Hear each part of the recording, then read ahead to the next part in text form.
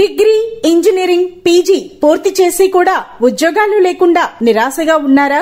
Bank ఉద్యోగాలైతే బాగుంటాయి కానీ పోటీ పరీక్షల శిక్షణా సంస్థల్లో ఫీజు మీకు భారంగా అనిపిస్తుందా? అయితే ఆలస్యం ఎందుకు?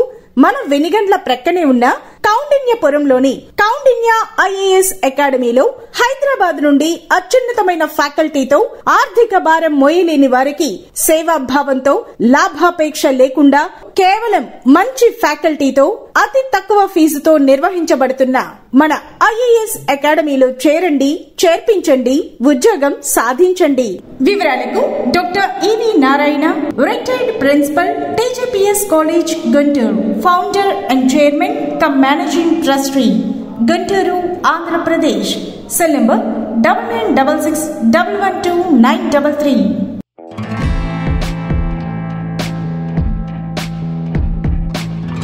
ఎస్హెచ్ఓ ఏపీ టీవీ ఛానల్ ప్రేక్షకులకు నమస్కారం. 34 సంవత్సరాల పాటు గుంటూరు ఏసీ కళాశాలలో ఎకనామిక్స్ లెక్చరర్గా, ఆ తర్వాత ప్రిన్సిపాల్, కరస్పాండెంట్గా సేవలందించి ఎన్నో వేలు లక్షల మంది విద్యార్థులను భావి భారత పౌరులుగా తీర్చిదిద్దినటువంటి డాక్టర్ ఆండ్రూ పాలపర్తి గారు దైవ సేవకులు, దైవజనులు, వాక్యోపదేశకులు. వారు 9 దేశాలు పర్యటించి వారి యొక్క అమూల్యమైనటువంటి సందేశాలని, బోధనల్ని వినిపించినటువంటి గొప్ప ఉన్నతమైన వ్యక్తి. వారి యొక్క అనుభవాల్ని మనకి పంచుకునేందుకు, మన ఎస్హెచ్ఓ ఏపీ టీవీ ఛానల్ ప్రేక్షకులు అందించేందుకు ఈరోజు మన స్టూడియోస్కి వచ్చారు. వారి అనుభవాల్ని వారి మాటల్లోనే విందాం. నమస్కారం డాక్టర్ ఆండ్రూ గారు. నమస్తే. ఇంటలెక్చువల్, చాలా పుస్తకాలు రాశారు, 12 పుస్తకాలు రాశారు. దేవుని మార్గంలో దేవుణ్ణి నమ్ముకున్నారు. మీ యొక్క అనుభవాల్ని మా ప్రేక్షకులను పంచేందుకు మీరు రావటం మాకు ఎంతో ఆనందంగా ఉంది. ముందుగా దేవుని సేవలో నిమగ్నం అవ్వాలని, వారి సేవ చేయాలని ఎందుకు అనిపించింది? మీరు వృత్తిరీత్యా లెక్చరర్గా చేశారు. గుంటూరు ఏసీ కళాశాలలో ఎన్నో లక్షల మంది విద్యార్థుల్ని ఉత్తమ పౌరులుగా తీర్చిదిద్దినటువంటి అద్భుతమైనటువంటి అనుభవం ఉన్నటువంటి మీరు ఈ మార్గంలోకి ఎందుకు రావాలనిపించింది? మొట్టమొదటిగా ఎస్హెచ్ఓ ఏపీ ఛానల్ నిర్వాహకులకు, సిబ్బందికి నా హృదయపూర్వకమైన వందనాలు తెలియజేస్తున్నాను.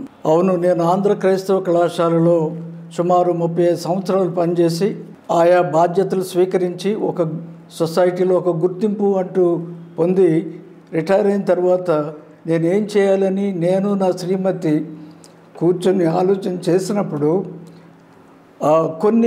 కొంత వేదాంతవేత్తలు, దైవజనులు చెప్పినటువంటి మాటలు నాకు గుర్తొచ్చి నేను కూడా వారికి వలె దైవ సేవలో ముందుకు సాగాలి అనేటువంటి నిర్ణయానికి వచ్చి ఈ కార్యక్రమాన్ని చేపట్టానండి.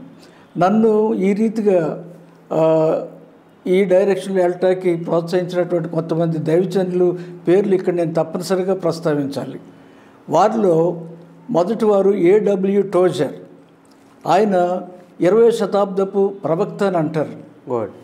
20th century profit. ఆయన ఏమంటాడంటే, the beauty of human life is in it's donation to God and the society. Donation and dedication to the God and society, that is the beauty of human life, not other things. So అది నన్ను బాగా ఆకట్టుకుంది. రెండవది are Stanley అనేటువంటి ఒక దైవజనుడు ఇలా అంటాడు, man will have only one life, that will also go some day.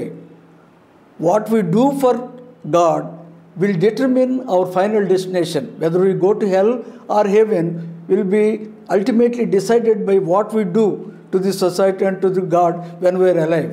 అంటే మనం చేసిన పనులను బట్టి స్వర్గానికి వెళ్తామా, నరకానికి వెళ్తామనేది నిర్ణయించబడుతుంది. ఈ మాటలు నన్ను చాలా ప్రభావితం చేశాయి. గొప్ప దైవజనులు అయిన ఆర్ స్టాన్లీ అయినా ఒక మెకానికల్ ఇంజనీర్, ఆయన వైఫ్ రాయవెల్లూరు హాస్పిటల్లో డాక్టర్ అండి. అవన్నీ పదవి విరమణ ఆయన రిజైన్ చేసి ఫుల్ టైం మినిస్ట్రీగా చాలా పుస్తకాలు రాశాడు. చాలా ప్రదేశాల్లో వాక్య పరిచర్య చేశాడు. ఇవి ప్రభువు చెప్పిన మాట. వీటన్నిటికంటే ముఖ్యమైనది నన్ను ప్రభావితం చేసింది, ప్రభువు ఆయన పునరుద్ధారుడై తిరిగి లేచిన తర్వాత ఆరోహణమై వెళ్తూ శిష్యులతో ఒక మాట మాట్లాడతాడు. వారికి ఒక బాధ్యత అప్పచెప్తాడు. గ్రేట్ కమిషన్ అని అంటాం దాన్ని. మీరు ప్రపంచంలో నలుమూలలు వెళ్ళి సర్వసృష్టికి వెళ్ళి సర్వసృష్టికి నా సువార్తను, నా రక్షణ సువార్తను ప్రకటించండి. అప్పుడు మీరు రక్షింపబడతారు, ఇతరులను రక్షిస్తారు, నాకు ప్రియ శిష్యులుగా ఉంటారు అని ఆయన ఒక గ్రేట్ కమిషన్ 12 మంది అపోజిల్స్కి ఇచ్చి వెళ్తాడు. అది ఒక నాకు స్ఫూర్తినిచ్చింది. వీరి జీవితాలన్నీ పరిశీలించిన తర్వాత నేను కూడా జీవించినంత కాలం ప్రభు పరిచర్యలో కొనసాగాలనేటువంటి నిర్ణయంతో ఈ పుస్తకాలు రాయటం కానీ, ఈ దేశాలకు వెళ్ళి వాక్య పరిచర్య చేయటం కానీ జరిగిందండి. ఇప్పుడు మీరు ఎన్ని దేశాలు టూర్ చేశారు? 9 దేశాలు సుమారుగా నేను విజిట్ చేశానండి. మొట్టమొదటి దేశము ఇజ్రాయెల్. అది బైబిల్ సొసైటీ ఆఫ్ ఇండియా అనేటువంటి ఒక ఆర్గనైజ్ చేసిన ప్రోగ్రామ్. అది ఏ సంవత్సరంలో వెళ్ళారు ఇజ్రాయెల్? 2007. ఇజ్రాయెల్, జార్డాన్, పాలస్తీనా, ఈ 3 ప్రదేశాలు ఆ ట్రిప్లో మేము విజిట్ చేసి ప్రభు పుట్టి పెరిగి పరిచర్య చేసి పరమబోధించి మరలా ఆరోహణుడై తిరిగి లేచిన ప్రాంతాలన్నీ, గలిలయ సముద్రం చూసామండి. అది నాకున్న కొద్దిపాటి బైబిల్ జ్ఞానాన్ని పెంచింది. ఆ విజిట్ నాకు స్పిరిచువల్గా చాలా మేలు చేసింది. ఓకే. ఇప్పుడు మీరు అక్కడ వెళ్ళినప్పుడు మీరు ఏమి సందేశం ఇస్తారు? ఎంతమంది పాల్గొంటారు ఆ సదస్సులో? ఎక్కడెక్కడి నుంచి వస్తారు? ప్రదేశాలు అంటే సుమారు 12 దేశాలు సభ్యులు ఈ గ్లోబల్ తెలుగు క్రిస్టియన్ మినిస్ట్రీస్ అనేటువంటి సంస్థలో సభ్యులుగా ఉన్నారండి. ప్రతి సమావేశానికి దాన్ని ఏమంటారంటే వరల్డ్ తెలుగు క్రిస్టియన్ సమ్మిట్ అంటారు, WTC. ప్రతి సమావేశంలో ఒక టాపిక్ని డిసైడ్ చేస్తారు. ఆ టాపిక్ మీద మేము డిస్కషన్లో పాల్గొంటాం, సెమినార్స్ కండక్ట్ చేస్తాం. ఒకవేళ నన్నే ప్రజెంట్ చేయమంటే ఆ టాపిక్ మీద ఒక టాక్ ఇవ్వటం జరుగుతుంది. ఆ టాపిక్ వాళ్ళే డిసైడ్ చేస్తారు. దాన్ని మీరు ప్రిపేర్ ముందే థీము ఒక నెలకు ముందే ఇస్తారు, సమావేశానికి ముందే ఇస్తారు, అందరికి పంపిస్తారు. ఇప్పుడు ప్రతి సంవత్సరం జరుగుతుందండి ఈ సదస్సు? ఆల్మోస్ట్ మన కోవిడ్ వచ్చిన సంవత్సరం కాకుండా పరిస్థితులు ఏమైనా ఇప్పుడు నేను చేరిన తర్వాత ఒక్కసారే అది జరగకుండా, ఆ కోవిడ్ సంవత్సరంలో జరగకుండా పోయింది. తర్వాత అన్ని సంవత్సరాలు రెగ్యులర్గా జరుగుతూనే ఉన్నాయి. ఇప్పుడు రేపు జూన్లో కువైట్లో జరుగుతుందండి సమావేశం, అహ్మదీలో. ఓకే. నేను ఆల్రెడీ ఉన్నాను అక్కడికి, వెళ్ళకపోవచ్చు ఈసారి. ఇప్పుడు ఈ పుస్తకాలు రాయాలని ఎందుకు అనిపించింది? ఇప్పుడు సభల్లో పాల్గొనటం వేరు, అవునండి, సందేశాలు ఇవ్వటం వేరు. పుస్తకాలు రాయటం అంటే ఏదైతే మీరు సందేశం ఇస్తున్నారో, ఏదైతే ప్రజల్ని మీరు మోటివేట్ చేస్తున్నారో అదే విషయాన్ని మీరు గ్రంథస్థం చేయాలి, అక్షర రూపంలో పెట్టాలని చెప్పి మీకు అనిపించింది. ఎందుకు అనిపించింది? ఇది చాలా అంటే ఆసక్తికరమైన, నిజంగా అడగవలసిన ప్రశ్న. చాలామందికి రచనా పరిచర్య అంటే ఏంటో తెలియదు, వాక్య పరిచర్య అంటే ఏంటో తెలియదు. పరిచర్య అంటే వాక్యాన్ని ప్రజలకు అందించడం అనేటువంటిది 2 రకాలుగా జరుగుతుందండి. ఓకే. ఆదికాండం నుండి ఓల్డ్ టెస్టమెంట్ పీరియడ్ నుంచి కూడా ఇదే కొనసాగుతుంది. ఏంటంటే ఒకటి, మనము వాక్యాన్ని మన ముందు ఉన్నటువంటి వారికి బోధించటం. వాళ్ళు కొద్దిమందా ఎక్కువ మందా, సో వాక్యాన్ని ఆధారంగా చేసుకొని చదివి బోధించడం ఒకటి. అది కొద్దిమంది వింటారు, విన్న తర్వాత మర్చిపోతారు. కంప్యూటర్స్ కాదు కదండి ఏమన్నా. ఇది రచనా పరిచయం అనేది గ్రంథస్థం అవుతుంది కనుక ఈ సందేశాలు తరాలకు కాకపోయినా కనీసం ఒక తరంలో చాలామందికి ఉపయోగకరంగా ఉంటాయి. ఈ పుస్తకాలు లైబ్రరీలో ఉండటం వల్ల కొన్ని లక్షల మంది చదువుకోగలుగుతారు. ఇప్పుడు మీరు చెప్తున్నారు ఒక సభలో, ఒక సదస్సులో, ఆ సదస్సుకి అటెండ్ అయినటువంటి వాళ్ళు, అందులో పాల్గొన్న వాళ్ళ మాత్రమే మీ వాక్యాన్ని వినగలుగుతారు, మీ మాటల్ని, మంచి మాటలు. అవునండి. మరి రానటువంటి వాళ్ళకి అవకాశం లేదు. అదే పుస్తకం అయితే ఆ పుస్తకం ఎప్పుడైనా చదవచ్చు, ఎంతమంది అయినా చదవచ్చు. తాను చదివిన తర్వాత ఇతరులకి చెప్పొచ్చు, ఇచ్చి వాళ్ళతో కూడా చదివించడానికి అవకాశం ఉంటుంది. మీరు మంచి మార్గాన్ని ఎన్నుకున్నారు. నాకు ఏం జరిగిందంటే, నాకు రివైల్ ఫామ్లో ఒక ఆర్గనైజేషన్ ఉందండి మాకు. దానిలో నేను చాప్లిన్గా చాలా సంవత్సరాలు పనిచేశాను. అక్కడ ఒక పెద్దవారు ఉన్నారు, డాక్టర్ రాజేంద్ర ప్రసాద్ అని, former AL college of education ప్రిన్సిపల్గా చేశారు. ఆయన ప్రతిసారి నేను మెసేజ్ ఇచ్చి బయటకు వచ్చిన తర్వాత కొంతకాలంగా ఆండ్రూ నువ్వు చాలా సిద్ధపడి మంచి ఆత్మీయ సందేశాలను అందిస్తున్నావు, మంచిదే, కానీ ఈ సందేశాలు మా 10-15 మందికే వెళ్తున్నాయి, దాన్ని నువ్వు ఎందుకు గ్రంథస్థం చేయకూడదు, so that many people it will reach many people the same message, అది ఎక్కువ మంది బెనిఫిట్ అవుతారు కదా, దాని గురించి ఆలోచించండి అన్నారు. అది 2010 సంవత్సరంలో సలహా వారు ఇవ్వటం జరిగింది. 12లో దాన్ని అమలు చేశాను నేను. నా ఫస్ట్ బుక్ 2012లో. బుక్ ఆ బుక్ సత్య సువార్త సందేశాలు ప్రథమ సంపుటి. ఇది మా తల్లిదండ్రులకు అంకితం చేశాను. దీనిలో 30 సందేశాలు ఉన్నాయి. ఇది నేను రాసిన మొదటి. అయితే ఈ పుస్తకం రాయటానికి ప్రధానంగా సలహాదారులు రాజేంద్ర ప్రసాద్ గారిని కూడా ఈ సందర్భంగా వారికి కూడా అభినందనలు తెలియజేస్తారు. వారు ఇప్పుడు 90+ వయసు రీత్యా 92 సంవత్సరాలు. అవునండి, అవును. వారు మంచి సలహా ఇచ్చి మీకు ఇచ్చారు. ఇన్ని పుస్తకాలు రాయటానికి మీకు మంచి ప్రోత్సహించినందుకు వారికి కూడా ఈ సందర్భంగా మా స్టూడియో తరఫున అభినందనలు. Thank you. దాదాపుగా మీరు రాసినటువంటి 12 పుస్తకాలు ఎన్ని కాపీలు ప్రింట్ చేశారు? మొత్తం 18,000 కాపీలు డిస్ట్రిబ్యూట్ అయ్యండి. దీనిలో ఏంటంటే నేను రాసిన పేజీలు 1800 పేజీలు, ఇవన్నీ 12 కలుపుకుంటే. ఓకే. దానిలో 280 సందేశాలు వెళ్ళినాయండి ప్రజల్లోకి. ఓకే. నౌ యు ఆర్ 80 అండి. 80 మొన్న 6th ఏప్రిల్కి 80 కంప్లీట్ అయినాయండి. అయితే ఈ మధ్యనే మీరు 6వ తారీఖున బర్త్డే జరుపుకున్నారు. సో ఈ సందర్భంగా మీకు కూడా మా స్టూడియోస్ తరఫున శుభాకాంక్షలు. అయితే చిన్న బాధాకరమైన విషయం, మీ శ్రీమతి గారు పుష్ప గారు లేకపోవటం కూడా ఈ సందర్భంగా ఇటీవలే వారు స్వర్గస్థులు అవటం కూడా ఒక నెల రోజులు కూడా అవ్వలేదు. బట్ ఆవిడ ఉన్నట్టయితే ఇంకా బాగుండేది ఈ సందర్భంలో మీకు తోడు నీడగా. సో ఎనీహౌ ఆ లోటు నేను బయలుదేరి ఫీల్ అయ్యానండి. మీకేంటి, మీకు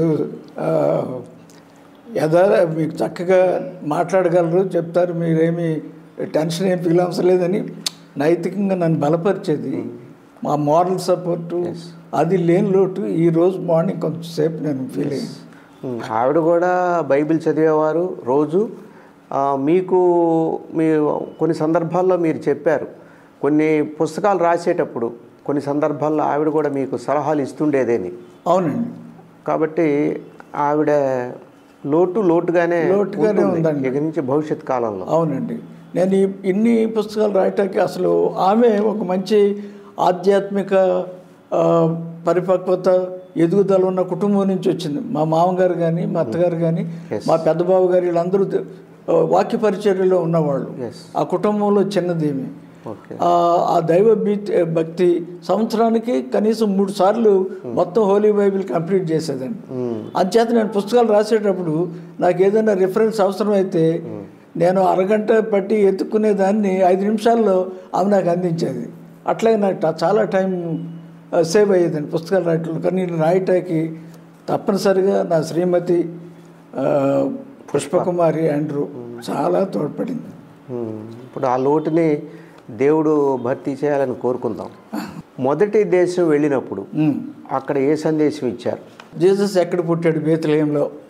కల్వరి గిరి ఆ కొండ మీద ఆయన ఎట్లా సిలువేశారు, ఆయన తీర్పు తీర్చినటువంటి ప్రదేశం, ఆయన అద్భుతాలు చేసినటువంటి అనేక స్థలాలు, ఇవన్నీ బైబిల్లో మనం చదవటమే కానీ చూడటానికి అవకాశం ఉండదండి. వెళ్ళిన వాళ్ళకే గైడ్ ఉంటాడు, అన్ని విషయాలు కూలంకషంగా తెలియపరుస్తాడు. ఆ రీతిగా నేను బైబిల్లో చదివిన థియరీ ప్రాక్టికల్గా నాకు చూడటానికి అవకాశం ఏర్పడింది ఆ ఫస్ట్ ట్రిప్లో ఇజ్రాయెల్. ఇప్పుడు ఈ రివైవల్ ఫోరం అన్నారు. అవునండి. దానివల్ల ఏంటి లాభం? దాని మోటో ఏమిటంటారు? దీన్ని నియర్లీ 30 years బ్యాక్ పెద్దలు కొందరు, డాక్టర్ రాజేంద్ర రావు గారని రిటైర్డ్ డిప్యూటీ కలెక్టరు, గుమ్మడి ఆనందరావు గారని అప్పట్లో ఉన్నటువంటి పెద్దలు కొంతమంది ఆలోచన చేసి మన కుటుంబాలను దేవుడు ఇంతగా హెచ్చించాడు, బాగా చదువుకున్నాం, బాగా మంచి ఉద్యోగాలు చేసాం, ఇప్పుడు రిటైర్ అయి ఉన్నాం, మరి దేవుడు మనకింత మేలు చేస్తే తిరిగి మనం ఆయనకి ఏమన్నా చేయాలి కదా అని ఆలోచనతోటి మనమంతా వాక్యం పట్టణాల్లో ఉంది, పట్టణాలకు పరిమితమైంది. గ్రామాల్లో వెళ్ళి వాక్యం చెప్పేవాళ్ళు చాలా తక్కువ. కనుక మనకు ఆ మెసులుబాటు దేవుడు ఇచ్చాడు. మనం అందరం తల కొంత డబ్బు వేసుకొని ఒక కారు కొనుక్కొని ప్రతి వారం 3 రోజులు గ్రామాల్లో ఈ సువార్తను ప్రకటించాలి. క్రీస్తే రక్షకుడు అని రక్షణ సువార్తను అందించాలని వాళ్ళ ఒక కాన్స్టిట్యూషన్ కూడా తయారు చేసి, ఎక్కడి నుంచి మేము బయట ఎవరైనా వాలంటీర్కి ఇస్తే సరే ఎవరిని అడిగేది లేదు. అట్లాగా ఇది లాస్ట్ 3 decades నుంచి ఈ పరిచర్య జరుగుతుందండి. అయితే నేను చేరింది 2005లో, 20 ఏళ్ల క్రితం. అంతేనండి. ఓకే. ఇప్పుడు దేవుని వాక్యం, దేవుని యొక్క సందేశం అందరి కోసం, అందరికీ చేరాలి, అందరూ వినాలి, అందరూ పాటించాలి, అందరూ వారి జీవితాలని సన్మార్గంలో నడిపించుకునేటువంటి ప్రయత్నం చేయాలి. అవునండి. కాబట్టి మీరు అన్నట్టు మీరు చేసే కార్యక్రమాలన్నీ పట్టణాలు నగరాల్లో అయితే కాదని గ్రామీణ ప్రాంత వాసులకు కూడా అవునండి ఒక మంచి మాటని చేరవేస్తే బాగుంటుందనే ఉద్దేశంతో రివైవల్ ఫోరం అనే దాన్ని ఏర్పాటు చేయడం హర్షించదగిన విషయం. అయితే ఇప్పుడు మీరు ఈ పుస్తకాలు రాశారు, 12 పుస్తకాలు రాశారు. ఈ పుస్తకాలు రాయటం వల్ల మీ లక్ష్యం ఎంతవరకు నెరవేరింది అనుకుంటున్నారు? తప్పనిసరిగా నేను చాలా సంతృప్తిగా ఉన్నానండి. బ్లైండ్గా దేవుని మీద ఆధారపడ్డాను, ఆత్మ నడిపింపు మీద నేను ఆధారపడ్డాను. అందుచేత నాకు ఇప్పుడు 18,000 కాపీలు తెలంగాణ, ఆంధ్ర, కర్ణాటక రాష్ట్రాలు, తమిళనాడు కూడా కొంత పార్ట్. మీరు ఇతర దేశాలు వెళ్ళినప్పుడు, ఆ సదస్సులకు వెళ్ళినప్పుడు అక్కడ తెలుగు వారికి కూడా ఇచ్చారు ఈ పుస్తకాలు? ఎగ్జాక్ట్లీ. వెళ్ళిన చోటకల్లా విదేశస్తులు అంటే భారతీయులు ఇతర దేశాల్లో స్థిరపడి అక్కడ క్రైస్తవులుగా ఉంటున్నటువంటి వాళ్ళు ఈ సమావేశాలకు ఎక్కువ భాగం వస్తారండి. ఆసక్తి ఉన్న వాళ్ళందరికీ ఇస్తానండి. కనుక అట్లాగా లండన్, కువైట్, ఇప్పుడు నేను వెళ్ళిన దేశాలన్నింటిలో, ఆస్ట్రేలియా, ఆఫ్రికా, అన్ని దేశాల్లో నా పుస్తకాలు వెళ్ళి వాళ్ళు చక్కగా చదివిన తర్వాత నాకు బ్రదర్ మీ పుస్తకాలు చాలా మాకు ఉపయోగకరంగా ఉన్నాయని ఫోన్ చేసి మాట్లాడిన వాళ్ళు చాలామంది ఉన్నారు. బాగుంది. సో మీకు ఈ 9 దేశాలు సందర్శించారు. ఎక్కడ మీరు ఇచ్చిన సందేశం సాటిస్ఫాక్షన్ ఇచ్చింది? నేను మొన్న మధ్య థాయిలాండ్లో బ్యాంకాక్లో జరిగిందండి. లేటెస్ట్గా వెళ్ళింది. అక్కడ నన్ను మామూలుగా పార్టిసిపెంట్గానో లేకపోతే గ్రూప్ డిస్కషన్లో ఒక మెంబర్గానో ఒక సెమినార్ హోల్డ్ చేసేగానో వ్యక్తిగా కాకుండా, అంటే ఇన్ని సంవత్సరాలు పట్టింది వాళ్ళకి, నాకు అంటే అనుకుంటున్నాను నేను నా యొక్క అంటే పరిజ్ఞానాన్ని గుర్తించడానికి అని ఏం చేశారంటే నన్ను Andrew from India, one of the presenters, speakers అని అంటారు, ప్రజెంటర్స్ అని నాకు ఒక టాపిక్ ఇచ్చి 45 minutes డ్యూరేషన్ ఇచ్చారు. అది ఏంటంటే థ్యాంక్స్ గివింగ్ మీద. మనిషి కృతజ్ఞత కలిగి ఎందుకు ఉండాలి, దేవునికి కానీ తోటి మానవునికి కానీ మేలు చేసిన వాళ్ళకి కృతజ్ఞులుగా ఉండకూడదు, కృతజ్ఞత కలిగి ఉండాలి అనే అంశాన్ని ఇచ్చారు. 45 నిమిషాలు మాట్లాడాను. చాలామంది దాని మీద స్పందించి ప్రశ్నలు వేశారు, సంతోషపడ్డారు, చాలా చక్కగా డీల్ చేశారు. ఎందుకంటే ఆ థ్యాంక్స్ గివింగ్ అనేటువంటిది గాడ్స్ క్వాలిటీ అండి.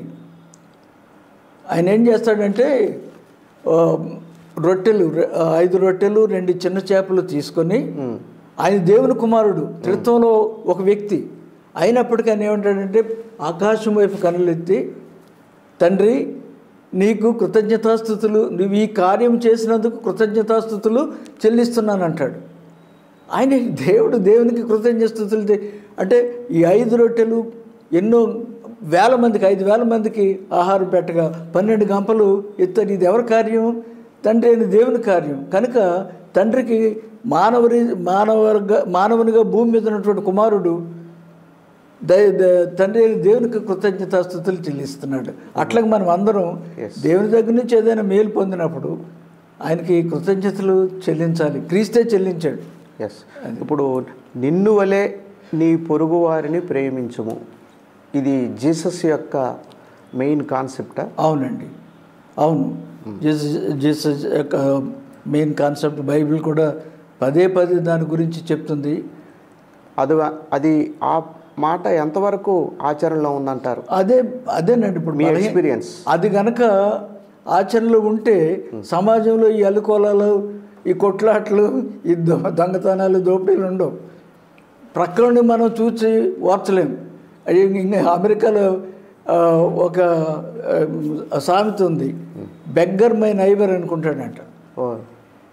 అమెరికన్ సంపన్నుడు బెగ్గర్ మై నైబర్ అంటే నా ప్రక్కన ఉన్నటువంటి పేదవాడు బెగ్గర్గా ఉండాలి, నేను మాత్రం సంపన్నుడిని అయిపోవాలి. అది negative human attitude. Bible never said like that. నీకున్న దానిలో ఒక 2 జతలు వస్త్రాలు ఉంటే ఒకటి నీ ప్రక్కవాడికి లేనివాడికి ఇయ్యి, నీ దగ్గర ఉన్న దాన్ని ఈ ఆకలిగా ఉన్నవాడికి భోజనం పెట్టు. అందుకే జీసస్కి బీదల దైవం అనే పేరు కూడా ఉంది, God of the poor. God of the poor. ఆయన ఎక్కడికి వెళ్ళిన ఈ ఐడెంటిఫైడ్. తర్వాత రోగులు, సోషల్ ఇవాంజలిజం అంటారు దాన్ని, రోగుల్ని బాగు చేయటం. ఇప్పుడు మన రోగులు ఏదైనా ఇట్లా పట్టుకుని స్వస్థపడితే వీళ్ళు అరుపులో ఎట్లాగొచ్చింది, నేను ప్రార్థన చేసినందుకు వచ్చింది కదా అని చెప్పుకునే వాళ్ళు ఉన్నారు. కానీ ఆయన ఎప్పుడు అట్లా చెప్పుకోవాలి, అది చేసేయటం, వాళ్ళకి సహాయపడటం, వెళ్ళిపోవటం, అది దైవిక లక్ష్యం. ఇప్పుడు వాళ్ళ చర్చెస్లో కొంతమంది పాస్టర్స్ ఆ కొబ్బరి నూనె ఏదో ప్రార్థన చేసి అది ఆ భక్తుడికి దీవించి అదేదో స్వస్థత పరిచినట్టుగా చెప్తుంటారు. అది ఎంతవరకు కరెక్టు? అది అంటే ఎక్కువగా అలా అద్భుత కార్యాలు అట్లా జరగల. ప్రభు ఏమన్నా ఆయిల్ ఇచ్చి మీరు ఇది నేను చెప్పాను కదా రాసుకోండి, విశ్వాసం ఉంచము, నీ విశ్వాసం నిన్ను స్వస్థపరిచింది అంటాడు. అంతేగాని ఒకవేళ అది వాళ్ళు దీనిలో ఏదో ఉందని బ్లైండ్గా నమ్మితే నమ్మొచ్చు. కానీ నా వరకు అయితే దాని మీద ఒక క్లారిటీ అయితే లేదు. కాన్ఫిడెన్స్, విశ్వాసం మోర్ ఇంపార్టెంట్. నమ్మకం దేవుని మీద నమ్మకం. మీరు అంటాడు ఆయన, పాపాత్మురాలైన స్త్రీ వచ్చినప్పుడు, తర్వాత కుష్ఠరోగులు ఆయన దగ్గరికి వచ్చినప్పుడు ఆయన ముట్టి స్వస్థపరిచి వాళ్ళు ఆశ్చర్యంగా చూస్తుంటే మీ విశ్వాసమే మిమ్మల్ని స్వచ్ఛపరిచిన సమాధానంతో వెళ్ళమని అంటాడు. అది ఓకే. ఇది ఏంటంటే ఇప్పుడు అంజూరా కాయలు ఇస్తున్నారు, ఈ మీరు అన్నట్టు ఆయిల్ బాటిల్స్ ఇస్తున్నారు. ఒకవేళ అది కేవలం ఈ ఆయిల్ బాటిల్ పాస్టర్ గారు ఇచ్చారు అనుకుంటే లాభం లేదు. దీనిలో ఏదైనా అతీతమైన దైవశక్తి ఉందని ఒకవేళ నమ్మి రాసుకుంటే వాళ్ళకి స్వస్థత కలగచ్చు. ఇప్పుడు ప్రతి ఆదివారం లేకపోతే వారానికి ఒకసారి ఏదో ఒక రోజున చాలా నిష్టగా నియమంగా చర్చికి వెళ్తున్నారు, ప్రార్థనలు చేస్తున్నారు, పాస్టర్ గారు చెప్పినటువంటి వాక్యాలు వింటున్నారు. అది వినటం వరకైనా వాళ్ళ యొక్క నిత్య జీవితంలో ఖచ్చితంగా పాస్టర్ గారు చెప్పినటువంటి వాక్యాన్ని, జీసస్ చెప్పినటువంటి మాటల్ని ఆచరిస్తున్నటువంటి సందర్భం ఉన్నట్టుగా మీ యొక్క సుదీర్ఘ ఈ ఆధ్యాత్మిక ప్రయాణంలో మీరు నమ్ముతున్నారా? నేను ఒక వ్యాసం రాశాను, సాంప్రదాయ క్రైస్తవుల, సత్క్రైస్తవుల, గుడ్, వాక్యానుసారంగా జీవించేవాళ్ళ లేకపోతే ఆచారబద్ధంగా జీవించేవాళ్ళ. ఇప్పుడు మీరు అన్నారే చాలామంది ఒక బ్లైండ్ ఫెయిత్, దేవాలయంలోకి వెళ్ళి కాసేపు కూర్చొని తెలిసిన వాళ్ళతో మాట్లాడి లేకపోతే ప్రార్థనలో పాల్గొని వెళ్ళిపోతే ఇక ఆ వారంలో చేసిన తప్పులన్నీ మనకు దేవుడు క్షమిస్తాడని. Is a generous God, no doubt, forgiving God. But నువ్వు హృదయ శుద్ధితో నిజమైన పశ్చాత్తాపంతో అడిగితే అలా జరుగుతాయి. కానీ కేవలము వెళ్ళి కూర్చొని కాసేపు చర్చికి వెళ్ళి వచ్చాను కనుక నాకు అన్నీ జరిగిపోతాయి, నా పాపాలన్నీ పోయినాయి అనుకుంటే అది వాళ్ళకి వాళ్ళు మోసం చేసుకోవటమే అవుతుందండి. ఇప్పుడు పశ్చాత్తాపము కంటే మించిన శిక్ష లేదు అనేది ఉందా? అంటే ఇప్పుడు మనము పాప రక్షణకి మొట్టమొదటి మెట్టు ఏంటంటే క్రీస్తుని రక్షకునిగా అంగీకరించాలి. తర్వాత అంటే ఆయన్ని నమ్మాలి, యేసు ద్వారా నమ్మి ఆయన చెప్పిన సూత్రాల ప్రకారంగా మనం జీవించగలిగితే ఈ లోకంలోనే అనేక కార్యాలు జరుగుతూ ఉన్నాయి. నా జీవితమే ఉంది. నేను ఒక సామాన్యమైన ఒక పల్లెటూరులో సామాన్యమైన తల్లిదండ్రులకు పుట్టినవాడిని. వాళ్ళు ప్రార్థనా పరులు, తెల్లవారుజాము లేచి మా అమ్మ నాన్న ప్రార్థన చేసుకొని కానీ బయటికి వెళ్ళేవాళ్ళు కాదు, పాటలు పాడుకొని బయటికి వెళ్ళేవాళ్ళు. ఇప్పుడు మీరు రాసినటువంటి 12 పుస్తకాలు, ఇప్పుడు వాటి యొక్క ఒక్కొక్క పుస్తకానికి వేరియేషన్ ఉందంటారా? అవునండి, తప్పనిసరి. అవి చూపించగలరా? Clear variation. మొదటి రాకడ అంటే జన్మ, ఫస్ట్ అడ్వెంట్ అంటారు. గుడ్. దీనిలో గొల్లల కాపర్లు ప్రభు ఎలాగ మానవాతారి అయి ఈ భూమి మీద జన్మించాడు, జన్మించినప్పుడు జరిగిన పరిణామాలు ఏంటి, అట్లాగా ఆయన పుట్టుక సంబంధించినటువంటి సందేశాలన్నీ దీనిలో ఉన్నాయి. ప్రవక్తలు ఈయన పుట్టక ముందు 2000 సంవత్సరాలకు ముందే ఇట్లాగా యూదులకు రాజు అనేవాడు పలానా చోట పుడతాడని ప్రాఫెసీ ఫుల్ఫిల్మెంట్. ఇది మొదటి రాకడండి. ఓకే. ఇది సెకండ్ అడ్వెంట్. ఇది ప్రభు రెండోసారి వస్తాడు. ఆయన చనిపోయి పునరుద్ధానుడై వెళ్ళి ఇప్పుడు క్రైస్తవ విశ్వాసం ఏంటంటే తండ్రి దగ్గర పరలోక రాజ్యంలో ఉన్నాడని. కానీ అది మరలా ఆయన తిరిగి వస్తాడు. తిరిగి వచ్చి భూమి మీద 1000 సంవత్సరాలు పరిపాలన చేస్తాడు. తర్వాత శాశ్వత రాజ్యం స్థాపించబడుతుంది అనేది నమ్మకం. కనుక ఈ రాకడ సమయంలో చోటు చేసుకున్నటువంటి పరిణామాలన్నీ కూడా దీనిలో రాయటం జరిగింది. సెకండ్ అడ్వెంట్ ది కాంట్రాస్ట్ అండి. అట్లాగే అన్నీ ఇప్పుడు వీళ్ళు ఉన్నారు 12 మంది అపోస్తలులు శిష్యులు. ఆయన సర్వలోకానికి వెళ్ళి సర్వ సృష్టికి సువార్తను ప్రకటించమన్నాడు. ఆయన మాటను పట్టుకొని వీళ్ళు చాలామంది హతసాక్షులు అయిపోయారు. ఒక యోహాన్ అనేటువంటి ఒక శిష్యుడు తప్పించి ఒకడేమో అమ్మేసి యూదా ఇస్కరియోతు యూదా అతను తీసేద్దాం అతని లిస్టులో తను తాను హత్య చేసుకున్నాడు. తక్కిన వాళ్ళంతా కూడా except John all the others were killed. Suicide కాకుండా వాళ్ళు హత్య గావించబడ్డారు. ఓకే. సత్య సువార్త, శతసత్య సువార్త అనేది ఏమిటి? ఇది నేను రాసిన పుస్తకాల్లో ఈ ఉన్నటువంటి అంటే దానికి ఉన్న సారాంశం ఉపయోగాన్ని మా ఏఎల్సి సంఘం గమనించిందండి. వాళ్ళు ఏం చేశారంటే నేను 12 పుస్తకాలు రాస్తే దానిలో 2 పుస్తకాలు వాళ్ళు స్పాన్సర్ చేసినట్టే. అంటే అయిన మొత్తం ఎక్స్పెండిచరు ఏఎల్సి మేనేజ్మెంట్ పే చేసింది. దానిలో ఇదొకటి. దీనిలో 475 పేజీలు, సుమారుగా 52 పేజీలు, 100 సందేశాలు ఉన్నాయండి. అంటే పెద్ద వాల్యూమ్ తక్కిన అన్నిటికంటే ఇది దీని యొక్క ప్రత్యేకత. This was sponsored by Andhra Evangelical Lutheran Church. Good.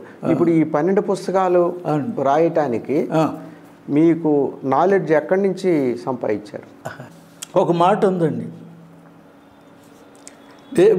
The beauty of human life ఇందాక నేను చెప్పాను, lies in it's donation and devotion to God but not in other things.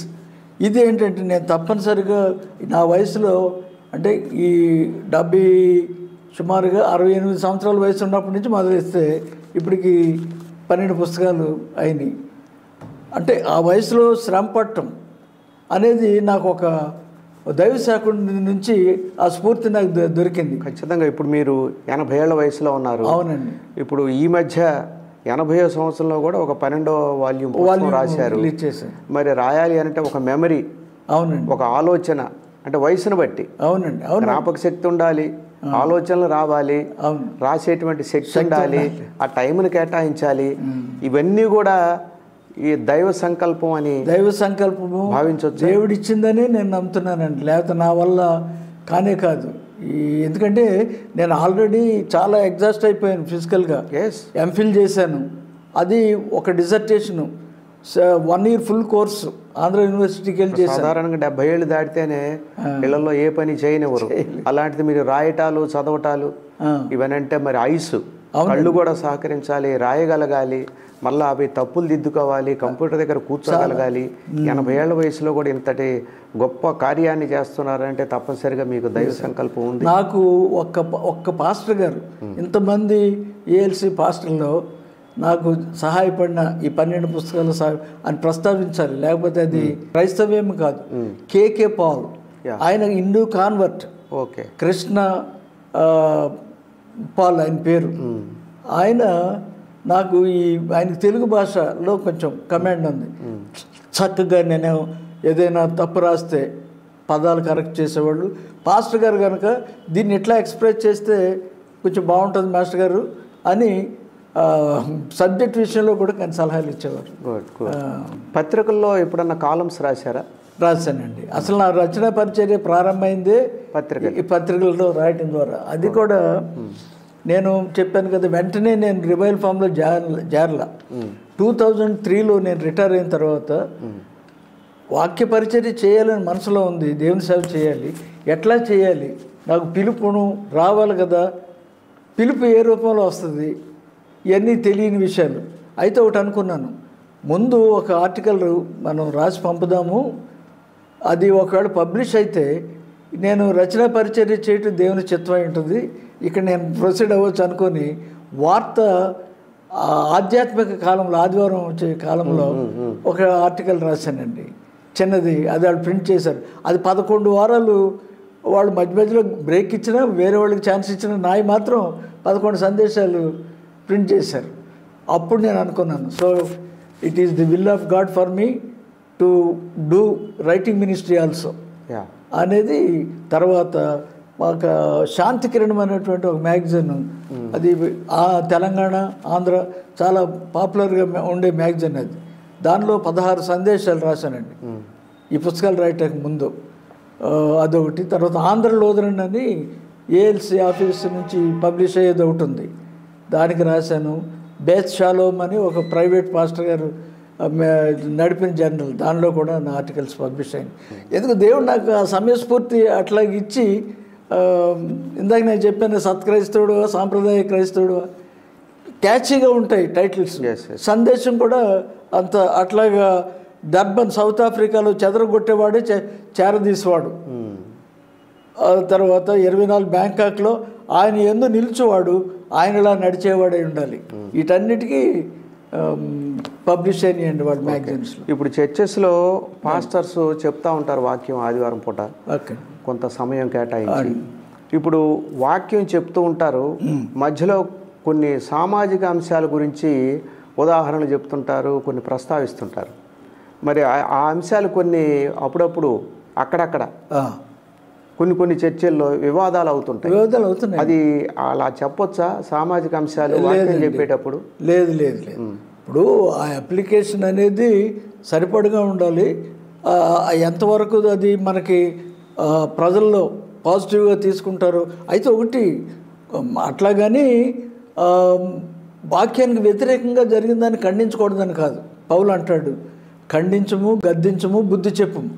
వాక్యోపదేశకుడు ఉండాల్సిన లక్షణాలు. ఇప్పుడు అదే సందర్భంలో ఇతర మతాల గురించి ప్రస్తావించటం లేదండి, ఇతర మతాలకు సంబంధించిన భక్తుల గురించి ప్రస్తావించటం అది ఎంతవరకు కరెక్ట్? అది totally against to Christianity. Yes, religious tolerance is more. ఒక చర్చి ఒక పాస్టర్ స్థాయిలోనే మరి అది అలా చెప్పటం, దాని మూలంగానే వ్యతిరేకత వస్తుంది. నేను అదే మనసు మార్పిడి మత మార్పిడి కాదనే దగ్గర ఇవన్నీ నేను సూచించాను సువార్త సేవకులకి. ఈ అవగాహన లేకుండా అనవసరంగా క్రీస్తు దేవుడు ఎట్లాగో మళ్ళీ చెప్పడు, వాళ్ళ అవతరుడు కన్విన్స్ అవ్వాలి కదా. ఈ ఇట్లాగా బ్లైండ్గా మన ఆర్గ్యుమెంట్స్కి వెళ్ళకూడదండి. అక్కడ బైబిల్ గురించి ఒక పాస్టర్గా ఒక చర్చిలో భక్తులు వచ్చి కూర్చున్నప్పుడు, అక్కడ కూడినప్పుడు జీసస్ ఏం చెప్పాడు, వాక్యం ఏముంది అనేదే ప్రధానంగా చెప్పాలి. కానీ ఆయన అదే చేశాడు. ఆయన అనుసరించే బోధకులు ఎవరైనా అట్లాగే చేయాలి. మరి ఇంకో రకంగా ఇప్పుడు ఏమంటారంటే వీళ్ళు ఒక మాట ఉంది, చాలామంది బోధకులు చేస్తున్నది, నేను దీనిలో నా బుక్లో కూడా రాశాను. People speak bags full of religion but not even a grain of it is put in to practice. Good మంచి కొటేషన్. బస్తాల కొద్ది బోధిస్తారంట, ఒక బియ్యపు కింద అంతా కూడా. మెయిన్గా నీ బోధ కాదు, నీ పర్సనల్ లైఫ్ చాలా more important. That will impact and influence the society more than your preaching and teaching. మంచి మాట చెప్పారు. అది చెప్తాను నా పుస్తకాలు ఖచ్చితంగా. చర్చిలో గంటల కొద్దీ పెద్దగా అరిచి పెద్ద శబ్దంతో చెప్పాల్సిన అవసరం లేదండి. జీసస్ ఏం చెప్పాడో ఎగ్జాక్ట్లీ సాత్వికంగా ప్రశాంతమైనటువంటి వాతావరణంలో ఆ వాక్యం దాన్ని అప్లై చేస్తే సరిపోద్ది. అవునండి. వేరే వాళ్ళ గురించి, వేరే మతాల గురించి, దాంట్లో ఉన్నటువంటి లోటుపాట్లు ఇక్కడ చెప్పాల్సిన అవసరం లేదుగా. ప్రభు బోధించినప్పుడు ప్రజలు చాలామంది అప్పుడు విని అప్పటికే ఆశ్చర్యపడి వాళ్ళు మారు మనసు పొందే చేస్తున్నాను. అయితే ఒక సెక్షన్ మాత్రం అది యాక్చువల్గా ఈ టీచింగ్స్ బట్టి కాదు, వాళ్ళ పర్సనల్ ఎగ్జిస్టెన్స్ కొరకు. యూదా మత నాయకులు, పరిసయ్యులు, శాస్త్రులు, సద్దుకయ్యులు ఈయన ఎందుకు వ్యతిరేకించారంటే వాళ్ళకి తెలుసు ఇవి నేను చెప్పేయని కరెక్ట్ అని. కానీ ఇది కనుక బోధిస్తే రోమా ప్రభుత్వానికి మనం వ్యతిరేకం అయిపోతాం, వాళ్ళు మనల్ని మనకు తర్వాత వాళ్ళ దగ్గర నుంచి కొన్ని రాయితీలు పొందుతున్నారు వీళ్ళు. అక్కడ కొన్ని షాపులు ఉన్నాయండి యెరూషలేము దేవాలయం చుట్టూ, అక్కడ అట్లా ఇవి వస్తువులు పెట్టుకున్నారు. అందుకే ప్రభు ఆ మట్ల ద్వారం వెళ్ళి వాటినన్నీ బయటకు లాగేసి నాది దేవాలయం ప్రార్థనా మందిరము, మీరు దాన్ని దొంగల గుహగా వ్యాపార గృహంగా చేస్తున్నారని కోపట్టడం. అదే మీరు ఇజ్రాయెల్ వెళ్ళినప్పుడు అవునండి ఫస్ట్ అక్కడ ల్యాండ్ అవ్వగానే మీకు ఎలా అనిపించింది? How do you feel? చాలా ఎంత ధన్యుడు అనిపించింది. అందరికి అవకాశం దొరకదు. ఇప్పుడైతే ఫ్రీక్వెంట్ చాలా మంది వెళ్తున్నారు, కానీ అప్పట్లో అసలు నేను అనుకోని విధంగా జరిగింది అది. బోస్ గారు బైబిల్ సొసైటీలో అప్పుడప్పుడు వాళ్ళు పెట్టే మీటింగ్స్ నన్ను పిలుస్తారు. ఆ కాలేజీ ఉందండి వాళ్ళకి, జూనియర్ కాలేజీ, బేతెల్ కాలేజీ ఉంది. ఈ రాయటం అది చూశాక ఆయన కూడా నా పుస్తకాలకు కొన్ని ఫోర్వర్డ్ రాశాడు. చూసి మాస్టర్ గారు మీరు తప్పనిసరిగా రావాలి మాతోటి, ఎందుకంటే మనకు చాలా నాలెడ్జ్ వస్తుంది మీలాంటి ప్రసంగికులకి అని ఆయన ప్రోత్సహిస్తే ఇక అప్పుడు వాళ్ళతో జాయిన్ అయ్యి వెళ్ళాను నేను. చాలా వెళ్ళటం, అది ప్రత్యక్షంగా మీ కళ్ళతో చూడటం, మీరు అది ఫీల్ అవటం అవునండి వల్ల ఈ పుస్తకాలు మీరు రాసినటువంటి వాక్యాలు అవును ఆథెంటికేటెడ్గా ఉన్నాయని చెప్పొచ్చు. ఇంకా స్వయంగా చూశారు అక్కడ ప్రదేశాలు. అవునండి చూశాను. ఇప్పుడు ఎందుకంటే మనకి కొన్ని కాలేజీలు ఉన్నాయండి. ఏసీటీసీ అని ఒకటి ఉంది హైదరాబాద్లో, ఆంధ్ర క్రిస్టియన్ థియలాజికల్ కాలేజ్. అక్కడ పాస్టర్లను ట్రైన్ చేస్తారు, బీఈడి, బీటీహెచ్ అట్లాంటి. అక్కడ ప్రిన్సిపాల్ గారు స్వామిరాజు అని ఆయన పెద్ద బైబిల్ కామెంటరీ రాశాడు. ఆయన నా పుస్తకాలు చూసుకొని చాలా సంతోషపడి మాకు ఒక 100 కాపీలు మా స్టూడెంట్స్కి పంపించండి, బాగున్నాయి మేస్టర్. అదే మన నా పుస్తకంలో కూడా ఒక ఫోటో పెట్టా. అట్లాగే తెలంగాణ పాస్టర్స్ కాన్ఫరెన్స్లో నేను రాసిన పుస్తకాన్ని పాస్టర్లందరికీ అక్కడ ఆర్గనైజ్ చేసిన శామ్యుల్ విజయ్ అనే పాస్టర్ గారు వాళ్ళకి ఒక్కొక్క పుస్తకం ఆ కాన్ఫరెన్స్లో 100 మందికి పైగా వచ్చారు.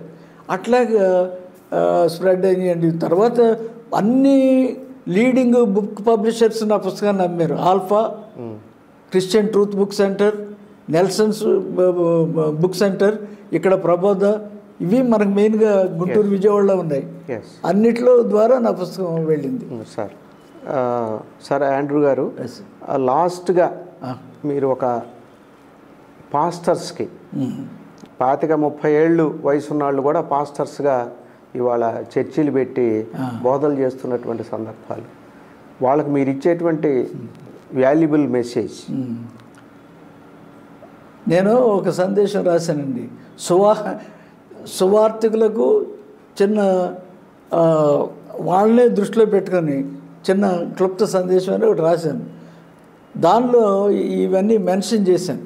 మనము కేవలం మన ఎగ్జిస్టెన్స్ కొరకు, బాధలు అనేటువంటివి భుక్తి కొరకు కాదు. మన భక్తి భుక్తి కొరకే పరిమితమైతే మనం ఇంకా మనంత దౌర్భాగ్యం లేరు. ఆత్మల రక్షణ కొరకు ఉద్దేశించాలి.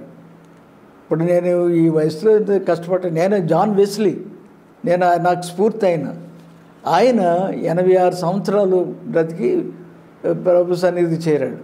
ఆయన బ్రతుకున్న రోజుల్లో రోజుకి 250 కిలోమీటర్లు తిరిగి ప్రసంగాలు చేసేవాడంట. ఆయన లైఫ్ టైంలో 40,000 మెసేజెస్ ఇచ్చాడు. 400 బుక్స్ రాశాడు. 400 బుక్స్. ఆ 86లో ఏంటి 2 ప్రసంగాలన్నా చేయలేకపోతున్నానని చింతించేవాడంట. అంచేత సువార్త పని మానొద్దని అంటాడు ఆయన. Age wrinkles your face but stop doing evangelism wrinkles your soul which ultimately take you to this hell అని అంటాడు. అంచేత ఈ బోధకులు పూచిదారి, మన జవాబుదారి తీర్పుకి నిలబడాలి. అరే ఇక్కడ నువ్వు బోధించేదానికి, నువ్వు జీవించే జీవితానికి పొంతం లేకపోతే మరి దేవుడు క్షమిస్తాడో? ప్రజలు నిన్ను ఏమి నీ ప్రసంగాలను అనుసరిస్తారు? ఇవి మార్పు రావాలండి సువార్త సేవకుల్లో. కేవలం సువార్తనే ప్రకటించాలి కానీ రాజకీయాలు. ప్యాట్రిక్ మార్లే ది మిర్రర్ అనే పుస్తకంలో క్రైస్తవుల్ని 2 రకాలుగా వర్గీకరించాడు. ఒకటి కల్చరల్ క్రిస్టియన్స్, రెండవది బిబ్లికల్ క్రిస్టియన్స్. కల్చరల్ క్రిస్టియన్స్ అంటే మనం చెప్పుకున్నామే, ఆదివారం పరిగెత్తుకుని సంకరం బైబిల్ పెట్టుకుని వెళ్ళిపోయి లేకపోతే సంచి తగిలించుకుని వెళ్ళిపోయే బాప్తి ఒకటి, అది ఆచార రెండు కల్చరల్ క్రిస్టియన్స్. అన్నీ తర్వాత ఏంటంటే they seek God they want but not God who is. అర్థమైందండి? వాళ్ళకు అనుకూలమైన గాడ్ కొరకు ఎతుకుతారంట, అవును, అసలు నిజమైన గాడ్ కొరకు ఎతకరంట. రెండోది బిబ్లికల్ క్రిస్టియన్స్, అతను కేటగరైజ్ చేసాడు. రెండు కల్చరల్ క్రిస్టియన్స్ వాళ్ళకి బోధలు వాళ్ళకి అనుకూలంగా ఉండాలి, వాళ్ళకి ఆశీర్వాదాలు దీవెనలు ఇచ్చే దేవుడు కావాలి. ఈ రెండో వర్గానికి వాక్యానుసారంగా జీవించేటువంటి క్రిస్టియన్స్ వాళ్ళు నిజమైన క్రిస్టియన్స్, బిబ్లికల్ క్రిస్టియన్స్ అని అంటాం. అవి పాటించట్లేదండి మన వాళ్ళు. అసలు చదివితే కదా తెలుసుకోవాలి, అనుసరించాలి. ఓకే సార్, చాలా సంతోషం. మీరు చెప్పినటువంటి ఈ విషయాలన్నిటినీ క్రోడీకరిస్తే ఒక సారాంశం ఏమిటి అని అంటే, క్రీస్తు బోధనలు భుక్తి కోసం కాదు ముక్తి కోసం అన్నది సారాంశం. రైట్. ఈ మాటని ప్రస్తుతం ఉన్నటువంటి పాస్టర్లు అందరూ, చర్చలు నడుపుతున్నటువంటి వాళ్ళందరూ, సువార్థికులు, దైవజనులు అందరూ గుర్తిస్తే ఆచరిస్తే మంచి జరుగుతుంది అని మనం ఇవాళ గమనించుకుందాం. సంతోషం సార్. 34 ఏళ్ల పాటు ఏసీ కాలేజీలో ఎకనామిక్స్ లెక్చరర్గా జాయిన్ అయ్యి ఆ తర్వాత అంచెలంచెలుగా ఎదిగి ప్రిన్సిపాల్గా, కరస్పాండెంట్గా సేవలందించి ఎంతోమంది వేలు లక్షల సంఖ్యలో విద్యార్థుల్ని ప్రయోజకులుగా తీర్చిదిద్ది ఈ దేశ పురోభివృద్ధికి, ఔన్నత్యానికి అందించినటువంటి గొప్ప వ్యక్తి డాక్టర్ ఆండ్రూ పాలపర్తి గారు. వారి యొక్క సుదీర్ఘ దైవ సేవ గురించి మనకు మంచి మాటలు మనకు అందించారు. వారికి ధన్యవాదాలు తెలుపుకుంటున్నాం. నమస్కారం.